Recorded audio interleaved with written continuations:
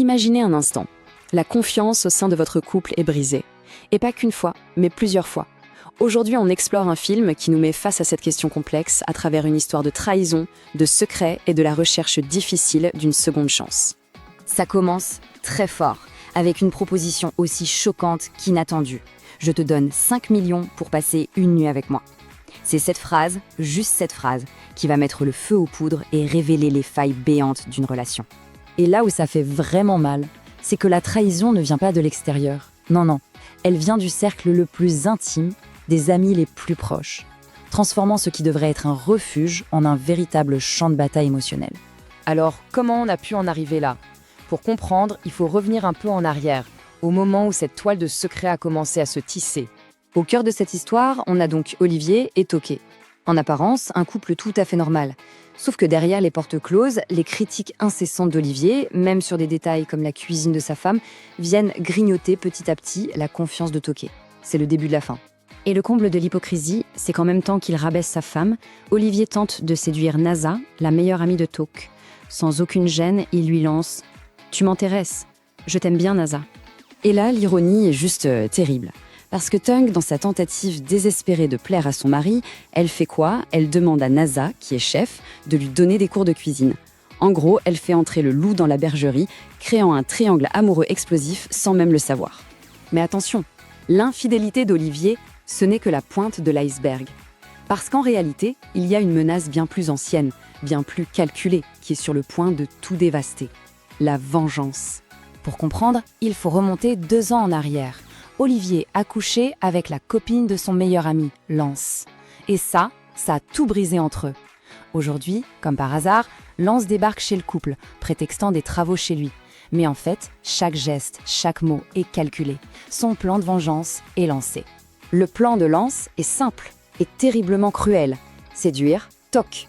Mais la question qu'elle lui pose montre bien qu'elle n'est pas juste une marionnette. Elle sent qu'il y a un jeu dangereux qui se trame, et ça rend toute cette histoire de vengeance encore plus complexe.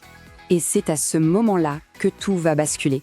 Le poids des secrets devient trop lourd, et la vérité commence à faire surface, comme un raz-de-marée. Et voilà la première bombe. Tok, bouffé par la culpabilité, va se confier à sa meilleure amie, Naza. Elle lui avoue qu'elle a trompé Olivier, avec Lance. En une seule phrase, tout explose. La confiance de son ami est brisée. Et là, c'est vraiment le choc des mondes. D'un côté, il y a l'image parfaite, presque sainte, que Tokel se fait de son mari. Et de l'autre, la dure réalité que Naza essaie de lui mettre sous les yeux. Le déni de Tokel est tellement fort qu'elle refuse de voir ce qui se passe. Mais le déni, ça ne dure qu'un temps.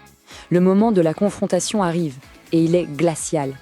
Toké fait écouter à Olivier un enregistrement, l'enregistrement de sa proposition à Naza. Là, la vérité éclate. Plus moyen de se cacher. Et c'est là que la dernière pièce du puzzle tombe en place. Lance avoue tout, sa véritable motivation. Une vengeance, froide, calculée. Il n'a jamais été question d'amour pour Tosh, juste du désir de faire payer Olivier pour ce qu'il a fait. C'est le vrai visage de la vengeance. Alors voilà, toutes les cartes sont sur la table.